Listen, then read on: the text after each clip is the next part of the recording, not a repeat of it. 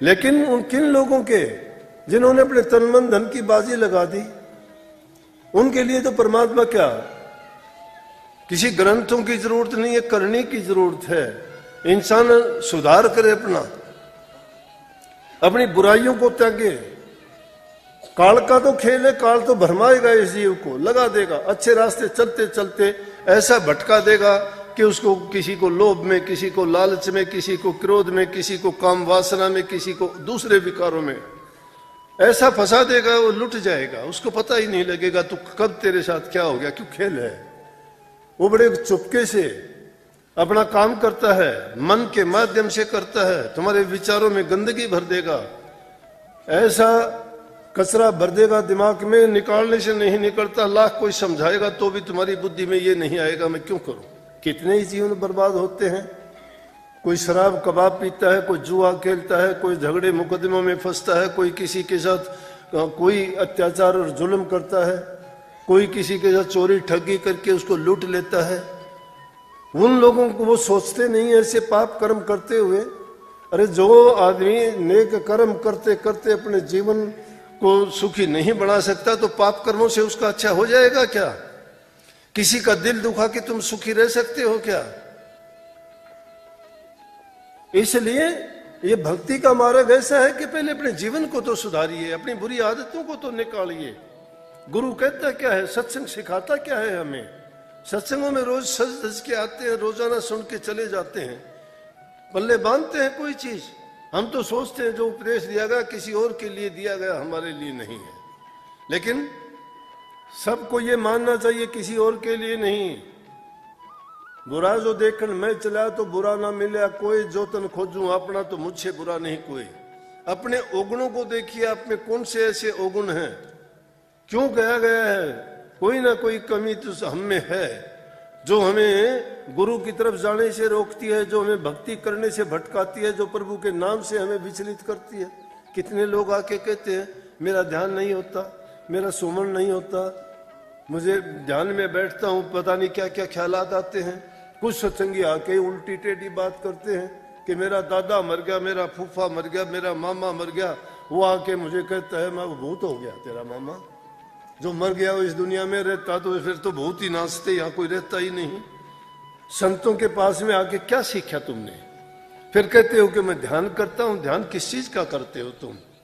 तुम्हारे मन के अंदर जो तुम्हारे पुराने संस्कार भरे पड़े हैं, जो तुम्हारी विषय वासना है वो निकली नहीं है अभी।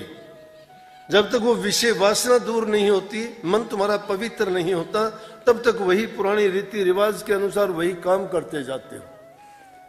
जी बाकी हम गुलाम है, खाने के लिए डूब जाते हैं, चाहे हमें रोग लगे बीमारी लगे, हमारा कोई संयम नहीं है। किसी काम के लिए कोई भी हमें बका देता है, वही काम करने के लिए हम तैयार हो जाते हैं, कोई परवाह नहीं है।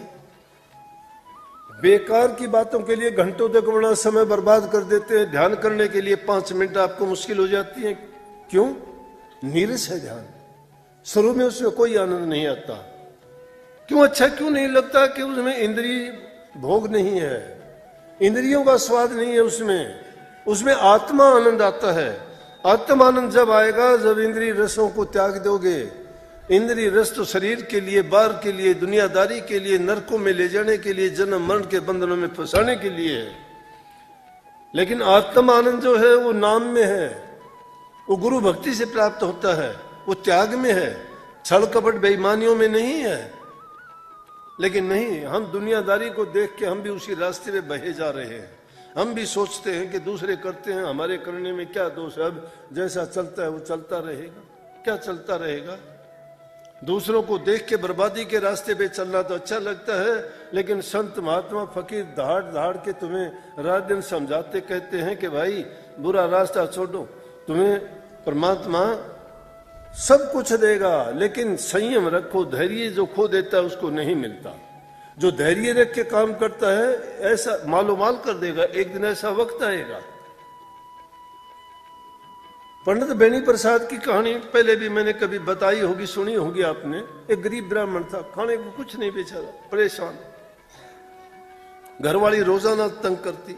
आदमी का काम है परिवार का पालन पोषण करना, कमा के लाना। अगर वो कुछ लाता करता नहीं है तो उसको घर में तकलीफ तो होगी। उसकी घर वाली उसको रोजाना कुछ ना कुछ कहती, तू घर में बैठा रहता है, कुछ लाता नहीं है, क्या लाए, कहां से लाए। आज का जमाना नहीं था, पुराना वक्त था, परेशान हो गया। अब बाहर कुछ मिलता नहीं है, काम कुछ होता नहीं है, कहां से क्या लाए। उसने एक दिन सोचा कि इससे तो अच्छा है मैं अपने जीवन को ही बर्बाद कर दूं, रोज रोज का झगड़ा तेरा तो मिट जाएगा और जिसका जो होगा हो जाएगा। और ये हमारी गलती भी है। कभी कोई ये सोचता हो हमारे कारण कोई जिंदा है, गलत बात है। ये हमारा कर्तव्य है, हमारी ड्यूटी है, वो हमें निभानी चाहिए। लेकिन ये जरूरी नहीं है कि हमारे कारण कोई या हमारे देने से किसी का पेट भरता है, नहीं। जिसने पैदा किया है उसने उसका इंतजाम पहले ही कर दिया है, उसने उसका इंतजाम पहले ही कर दिया है। ये माताएं बहनें या जितनी भी स्त्री रूप में कोई भी जीव जंतु हैं, उनके बच्चा पैदा होने से पहले उनका इंतजाम करता है, उनके लिए दूध का इंतजाम कर देता है पहले ही। एक जगह कही है, जब उसने एक जने ने सवाल कर दिया कि भाई ये बच्चे पैदा होते हैं तो परमात्मा ने क्या किया। लड़की कहने लगी कि ये जो हमारे दूधी लगाई है ना, ये उस बच्चे के लिए। बोला कि बच्चा अभी शादी भी नहीं हुई आपकी, बच्चा हुआ भी नहीं है, तो पहले ही क्यों आपको ये लगा दिए गए। जब बोले कि ब्याह को सामान नहीं, पुत्र हु को नाम नहीं, हरी आगे रची खान जी, उसी पेट काज करे डोलता तो धाम धाम वारे मूर्ख निदान जी, जब पे नहीं राम नाम ईश्वर मृगिंद कहे, बार बार धिक्कार तेरे जन्मे को अण जी। तुम तो जीवित नर चिंता करे, जीता हुआ इंसान चिंता करता है, मुर्दे को हरी देता है कपड़ा लकड़ी आग, मुर्दे को भी कोई कफन डाल देता है, कोई लकड़ी देता है, कोई आग दे देता है, और ये जिंदा इंसान चिंता करता है कि मुझे नहीं मिलेगा, या ये जिम्मेवार बनता है कि मैं इस सबको देता हूं वही होगा। नहीं, कोई किसी के भरोसे नहीं है। जिसने पैदा किया है वो कीड़ी से लेके हाथी तक सबका इंतजाम करता है। ऐसी ऐसी दुर्गम घाटियां और ऐसी ऐसी जगह में भी जीव हैं जिनको खाने पीने के लिए कुछ नहीं, लेकिन उनके लिए भी मालिक ने इंतजाम कर रखा है। किसी न किसी रूप में उनकी पेट पालना करता है और वो जिंदा रखता है उनको भी। तो इसलिए कहा कि देखो बच्चा तो कभी आएगा, उससे पहले ही माँ को ये तैयार कर दिया कि उस बच्चे को पालने के लिए दूध के स्रोत लगा दिए। जिसका ब्याह का भी जिक्र नहीं, बच्चे का तो नाम निशान नहीं है, फिर भी इंतजाम कर दिया उसने। बोला कि देखो उस प्रभु को जिसने इतना कर दिया उसको हम मूर्खता के बस और कभी याद ही नहीं करते।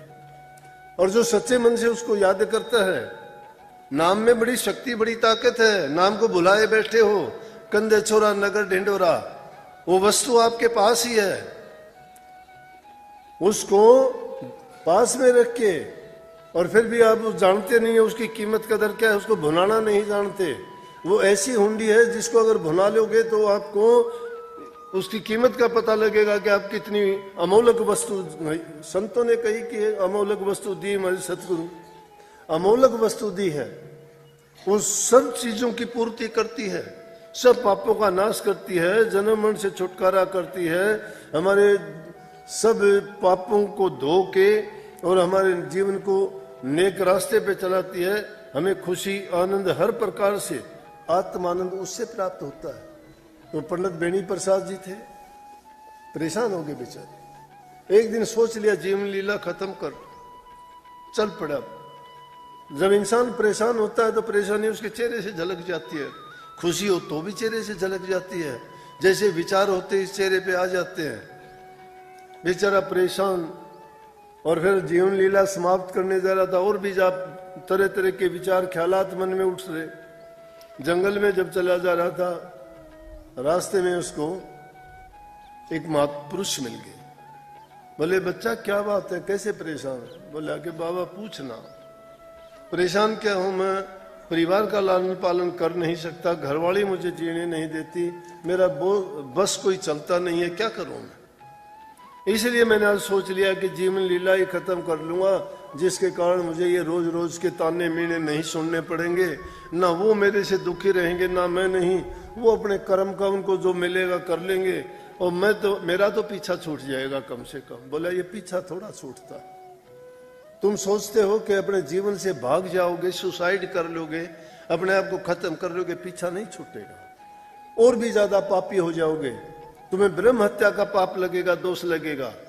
पिछले कर्मों को तो अभी भोगते हो और एक नया पाप और जोड़ दोगे, उसके भोगने के लिए पता नहीं कितनी बार आपको और फिर जन्म लेने पड़ेंगे।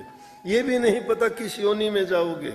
भटकते भटकते ये जीव इस संसार में कितने दुख उठाता है, कितनी गंदी योनियों में ऊपर नीचे आना जाना पड़ता है। अरे इंसान का चोला मिला है, ज्ञान है, बुद्धि है, विवेक है, समझ से काम क्यों नहीं लेते? और इसी में नहीं समझोगे कब? बोला क्या करूं बाबा? बोला कि मंत्र दे दिया कि इस मंत्र का जाप क्या कर तुम। अब बड़े से बड़ा मंत्र क्या दिया? ओम नमः भगवते वासुदेवाय का बता दिया, महात्मा का मंत्र था।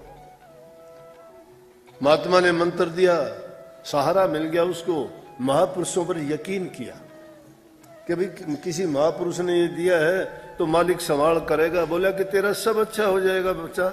बोला इस नाम का तू रोजाना सुबह उठ के जंगल में आ जाया कर और 2-4 घंटे जितनी देर भी हो इस नाम का तू अपना स्मरण किया कर, परमात्मा तेरी संभाल अपने आप करेगा। वो पूरा दिन रहा, नाम का स्मरण किया, चला गया। घरवाली से जाके कहने लगे कि बोले कहाँ गया था? कहने लगा कथा करने लग गया। अब कथा करने जाता हूँ एक जगह और वहां कथा करने वाले कुछ लेके आया कि नहीं? बोले आज नहीं, बाद में देंगे। कथा शुरू की आज तो। अब रोजाना चला, बोले 7-8 दिन कुछ तो 10 दिन पीछा छूटेगा, उसके बाद देखी जाएगी। जंगल में रोजाना सुबह निकल जाए, पूरा दिन नाम का सुमन करे। जिसको दूर सोचे बैठे वो दूर नहीं है, वो हमारी सांस सांस में समाया हुआ है, कण कण में मौजूद है। यही हमारे इर्द गिर्द बैठा रहता है, हमारी सारी बातें, सारी विचार, सब चीजों को देखता है। वो हमारे साथ झूठ को भी पकड़ता है। और ये मुंह में तो राम राम करते हो और मन में कुछ और सोचते हो, वो भी जानता है। वो कभी यूं सोचते हो कि हम सत्संगी हो गए और पेट में विचारों में पाप लिए घूमते हो, वो जानता है। वहां नहीं चलती है ठगाबगी, उनका विधान बड़ा पक्का है, उनके नियम और कानून ऐसे हैं। वहां कोई दलील और वकील काम नहीं करते। वहां तुम्हारा कर्म गवाही देता है, जो कर्म किया है वो गवाही देगा तुम्हारी। प्रभु ने सोचा कि बेचारा परेशान है, तुझे इतना याद करता है, इसका काम करना चाहिए। जब उसको 4-5 दिन हो गए थे, गाड़ी भरी माल की, चावल, चीनी, घी, सारा सामान भर के, और जाके न जाके पूछा गली में कि भाई उस पंडित जी का घर कौन सा है? बताया कि ये घर बताया। घर के पास में जाके गाड़ी वाले ने आवाज दी, उसकी घरवाली आई भाग के। बोले क्या बात है? बोले ये सामान भेजा पंडित बेनी प्रसाद जी कथा करते हैं ना, उनको तो फुर्सत नहीं थी और राजा के यहाँ कथा करते हैं। तो राजा ने कही है भाई बाकी सामान तो फिर भेज देंगे, कुछ तो पेशगी सामान भेजो। तो उन्होंने सामान ये आपके लिए भेजा है, घर भर दिया। परमात्मा के पास से आए वो कमी क्यों छोड़ता है? जब औरों की गीत गाते हो कि कबीर साहब की उन्होंने यज्ञ जाके उन्होंने खेत में काम किया, नामदेव की उन्होंने छान छपा दी, किसके काम नहीं किए उन्होंने? जिस सच्चे मन से जिसने पुकारा उसी रूप में वहां जाके प्रकट होकर द्रौपदी का सिर नहीं बढ़ा दिया कि मिनटों में? जिसने याद किया सच्चे दिल से वो वही होता है, देखता है।